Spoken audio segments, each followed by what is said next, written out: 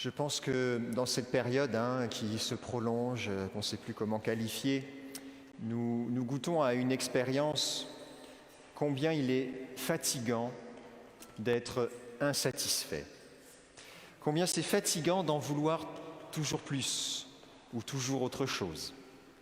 Combien c'est fatigant de chercher sans cesse quelque chose qui nous comblerait davantage. J'ai pensé à un animal, me semble-t-il, qui illustre bien cette attitude. Je ne sais pas si vous avez déjà observé des écureuils. Dans votre jardin, peut-être, il y en a. L'écureuil, c'est un animal assez étonnant. Il est sans cesse agité. Disons que des fois, il a des pauses d'arrêt, mais il est figé. Et juste après, il est en train de grignoter une noisette pendant 30 secondes, et puis c'est fini. Puis après, on le voit se chicaner avec les autres écureuils, il court ailleurs. C'est comme un animal qui a jamais de cesse. Il est sans cesse en train de courir après autre chose, de fuiner, de creuser. Il mange à toute vitesse, il enterre. Il a l'air d'avoir une vie vraiment tendue, ce pauvre écureuil. On a tous les mêmes chez nous, d'ailleurs. C'est même fatigant rien que de l'observer. C'est pour dire. Eh bien, l'insatisfait excité, qui n'a de cesse, ça rend fatigant. Et c'est fatigant. Et nous sommes dans une grande période où nous goûtons et nous éprouvons vraiment dans notre quotidien l'insatisfaction. Dans cette série de temps pascal qui nous mène à la Pentecôte dimanche prochain, nous voulons nous faire du bien. On a vraiment besoin de nous faire du bien. Enfin, pas de nous faire du bien, mais de laisser le Seigneur nous faire du bien. Jésus est vivant. Et c'est l'intitulé de cette série et cette déclaration et ce message simple. Jésus est vivant. On s'est appuyé sur cette déclaration du livre de l'Apocalypse. Jésus qui nous dit « Ne crains pas, moi je suis le premier et le dernier, le vivant. J'étais mort et me voilà vivant pour les siècles des siècles. » C'est le message de la résurrection que nous continuons d'entendre et qui change beaucoup de choses. Dimanche passé, nous l'avons entendu et j'avoue que cette semaine, je me remémorais ce témoignage à la fois tout simple et puissant de Brigitte qui était avec nous ici et qui a témoigné en direct de sa guérison il y a 1 mois et demi, au mois de février. Comment le Seigneur est venu la rejoindre dans cet acte de foi tout simple au moment où ici nous posions un acte de foi et demandions au Seigneur d'agir. Dieu a agi avec puissance dans sa vie. Dieu a pris l'initiative d'agir avec puissance dans sa vie. Ça fait tellement du bien de pouvoir se reposer sur la puissance de Dieu, de pouvoir le laisser prendre l'initiative. Alors, nous savons que le message que nous recevons dans ce temps pascal est un message qui nous invite à la paix. Et dans le même temps, ce n'est pas facile d'être dans la paix en cette période et nous devons le rechoisir. Sinon, nous continuons encore et encore à nous agiter. Et en ce dimanche de l'Ascension, Dieu veut nous communiquer sa plénitude. Il veut nous communiquer sa plénitude et donc nous mettre véritablement en paix. Lorsque nous sommes insatisfaits et fatigués, c'est le signe que nous cherchons à nous satisfaire nous-mêmes. Nous courons après quelque chose que nous pensons qu'il va enfin nous combler.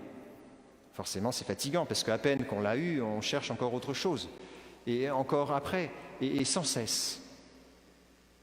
Si nous sommes dans une insatisfaction que nous cherchons à combler par nous-mêmes, nous nous épuisons, nous fatiguons. Et nous tombons malades parce que quand on est fatigué, notre corps est moins robuste et on a des tas de complications de santé. Dans l'Écriture, nous entendons ce dimanche, dans la fête de l'Ascension, une invitation à la plénitude. Dans la lettre aux Colossiens, saint Paul dit « Il a plu à Dieu de faire habiter en lui, en Jésus, toute plénitude. » En Jésus, il y a toute plénitude. Ce mot « plénitude », c'est un mot que saint Paul chérit beaucoup. Dans la lettre aux Éphésiens qu'on a entendue en deuxième lecture, ce mot « plénitude » revient une dizaine de fois. C'est le mot pléroma en grec qui est décliné de différentes manières. Et Paul, on voit bien que s'il utilise ce mot-là, c'est parce que lui-même a goûté à quelque chose de la plénitude de la vie, de la plénitude même que Jésus pouvait procurer. Alors il l'écrit aux Éphésiens qui cherchent leur plénitude ailleurs, eux aussi. Ce que nous devons retenir, premièrement, c'est que Jésus est la source de toute plénitude. Il est la plénitude de tout homme. Et on comprend pourquoi. Aujourd'hui, en la fête de l'Ascension, Jésus rétablit ce pont entre l'humanité et la divinité. C'est comme si aujourd'hui, la tête de pont était définitivement ancrée au ciel. Jésus entre dans la gloire du ciel, il est au plus haut des cieux même, assis à la droite du Père, nous dit l'Écriture. Ça veut dire que définitivement, ce lien entre notre humanité et la divinité est rétabli. Et cela veut dire que nous retrouvons la gloire à laquelle Dieu nous a appelés. Si le pont est ouvert, c'est que nous pouvons l'emprunter. Le lien nouveau, une alliance nouvelle est rétablie. Nous pouvons donc à nouveau goûter à la gloire de Dieu. C'est presque un troisième lien, sauf que celui-là, il fonctionne vraiment. Il est déjà vraiment installé, puis on n'est pas à l'attendre encore. C'est aujourd'hui. Ça se réalise et c'est un lien pour nous. C'est une alliance nouvelle. Mais donc on comprend aussi mieux l'insatisfaction que nous pouvons vivre, sans culpabiliser. Nous sommes faits pour la vie divine, nous sommes faits pour la gloire, nous sommes faits pour être comme des dieux, nous sommes faits pour la plénitude. Et force est de constater que dans la vallée de larmes que nous traversons dans les temps actuels et dans une partie de notre vie humaine, eh bien, nous éprouvons de l'insatisfaction parce qu'on sent que ce n'est pas encore tout à fait là. Alors on cherche et on cherche encore. Et si nous cherchons et croyons que c'est nous-mêmes qui allons nous combler, eh bien, nous nous épuisons. Nous sommes dans l'autosatisfaction. Nous répondons par l'insatisfaction, par l'autosatisfaction, qui n'a que des limites, qui ne fait que creuser en nous l'insatisfaction plus grande. Dans la lettre aux Éphésiens, Paul nous disait « Celui qui est descendu, Jésus, est le même qui est monté au-dessus de tous les cieux pour remplir l'univers. » Si Jésus monte aux cieux aujourd'hui, c'est pour remplir l'univers. Que tout soit comblé et rempli de la gloire de Dieu. Que toute insatisfaction soit comblée, qu'il n'y ait plus de vide, de manque. C'est ça que Jésus réalise aujourd'hui dans son ascension glorieuse à la droite du Père. Mais plus encore, cette gloire, il nous la communique. Comment nous pouvons entrer sur ce lien nouveau? Dans ce lien nouveau avec Dieu, nous le savons. Saint Paul l'a redit, en Jésus, par son sang, nous avons la rédemption, le pardon de nos fautes. C'est la richesse de la grâce que Dieu a fait déborder jusqu'à nous. Le pardon de nos fautes, la rédemption, c'est la richesse de la gloire que Dieu fait déborder jusqu'à nous. Bien, nous le savons, nous entrons dans cette dynamique par la foi, par le pardon de nos péchés. Parce que le péché se résume à l'autosatisfaction. Le péché, c'est quoi? C'est cette attitude qui fait je vais me le procurer, le bonheur, moi. Je vais me le donner, puisque personne ne veut me le donner. C'est ça que ça dit, le péché. Pas plus compliqué que ça. C'est une indépendance qui devient une autonomie verrouillée, barrée, indépendante de Dieu. Et ça mène à la fatigue, l'insatisfaction permanente.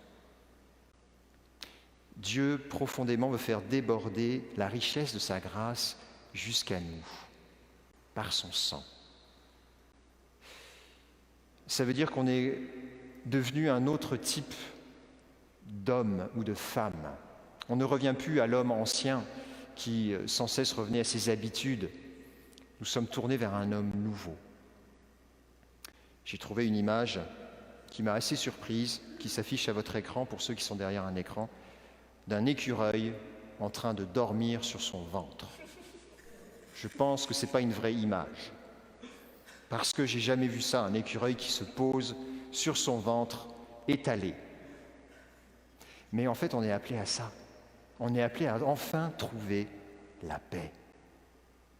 Comment allons-nous grandir dans cet accueil de la paix? Paul le précise encore, c'est par l'Église. Tout seul, nous n'y arrivons pas. Tout seul, nous revenons à la vie d'avant. Tout seul, nous revenons sans cesse à la vie que nous menions avant d'avoir choisi Jésus, avant de l'avoir accueilli pleinement dans notre existence. Et on se comprend. On retombe dans nos vieilles tracts, nos vieilles chaussures, nos vieux chemins. Mais Jésus est la tête d'un corps. Saint Paul le dit, Dieu a fait de Jésus la tête de l'Église qui est son corps. Et l'Église, c'est l'accomplissement total du Christ, c'est fort ce que dit Paul, l'accomplissement total du Christ. Le Christ est déjà la plénitude, mais alors en plus l'Église est l'accomplissement du Christ. Lui que Dieu a comblé totalement dans sa plénitude. C'est donc une surabondance, ça déborde, et ça veut dire que c'est dans l'Église que nous pouvons véritablement goûter à la plénitude. C'est pas tout seul avec nos petits chemins notre petit bâton de pèlerin, puis on va faire nos petites recherches tout seul. Non, nous avons besoin de frères et de sœurs, nous avons besoin de cheminer ensemble. C'est pourquoi il est bon de nous retrouver comme on le peut en ce moment, et c'est difficile dans cette période, de goûter, de sentir l'Église en nous retrouvant, nous rassemblant, échangeant notre vie, partageant, priant ensemble, louant Dieu ensemble. Derrière un écran, on en voit toute la limite, c'est pas simple. On a bien hâte de pouvoir goûter à l'Église, on en a besoin pour enfin sortir de cette insatisfaction et de goûter à la plénitude. Et par l'Église, et j'en arrête là, c'est le dernier point, nous recevons un cadeau très précieux, la gloire de l'Esprit. La gloire de l'Esprit.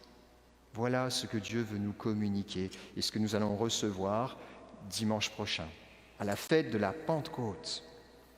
Parce qu'en frères et sœurs, nous allons dimanche prochain et déjà samedi soir, dans l'entrée de cette grande solennité, demander l'Esprit Saint ensemble, nous allons prier ensemble, nous allons louer Dieu ensemble. Saint Paul le dit, c'est tous ensemble que nous arrivons à l'état de la stature du Christ dans sa plénitude. C'est tous ensemble que nous goûtons à cette plénitude. L'autosatisfaction, ça nous tue, ça nous fatigue, ça nous détruit. Oui, nous voulons grandir dans cette vie glorieuse, cette vie que nous cherchons, qui est la vie de l'Esprit. Saint Paul dit aux Éphésiens, j'aime beaucoup cette citation, « Ne vous enivrez pas de vin, cherchez dans l'Esprit votre plénitude. » Saint Paul il fait une comparaison souvent entre la boisson et la plénitude de l'Esprit, qui est une forme d'ivresse tellement c'est fort. Sauf qu'on peut basculer dans l'un et devenir moins humain, ou basculer dans l'autre et devenir plus spirituel. Eh bien, demandons et désirons cet Esprit Saint. On va ensemble maintenant se lever pour invoquer et chanter les Saint-Esprit, le demander, l'implorer, qu'il vienne déjà en nous, et le désirer tout au long de cette semaine. Cette séquence, vous pourrez la rechanter chaque jour de ces 8 jours qui nous préparent à la Pentecôte. Vous avez un petit feuillet où vous retrouverez ces paroles. Et c'est l'opportunité pour nous de grandir dans ce désir de l'Esprit. Oui, viens Saint-Esprit, nous pouvons nous lever. Viens Esprit Saint, viens en nos cœurs, viens remplir tout l'univers. Viens mettre ta plénitude en nous, que nous goûtions à la gloire de Dieu.